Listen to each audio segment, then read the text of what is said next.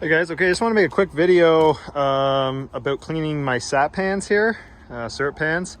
So one way that I do it, or really the only way I do it, is at the end of the season, if I have sap left over, I fill up my tanks like right to the top. So this one was filled right to the top with sap. And so like we're about almost 3 months after the end of March here, or 2.5 months.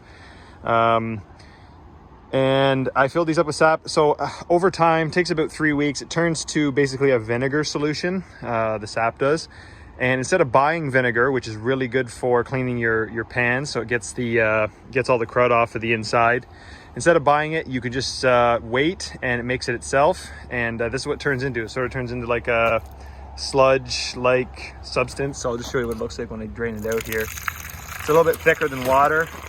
But it smells exactly like white vinegar. It's pretty crazy how it works, and it does a very good job of cleaning your pans. So once it drains out of here, you'll see that really all you have to do is just get in here with a brush like this and scrub the sides, move it around, that type of thing. But I mean these pans, this is the final pan here. It had a black, little bit of burnt around the edges where the fire gets really hot.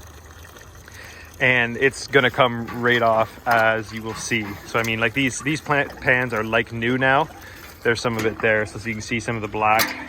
It literally just flakes off. And any of you that make maple syrup for a living will know that this stuff is like welded to the bottom of your pans at the end of the season. So this and sugar sand and all that is on your pans, but this process here basically lifts it off, and it's free. It's essentially free. So hopefully that helps some people out, save a little bit of money, and do a really nice job of cleaning out your pans. So after this, actually, you should just mention, all I do is I give them a good scrub. I take that rag in there and I wash it out really nice, and then I just rinse them with clean water, and I store them upside down for the season, or for the whole year until the season starts again.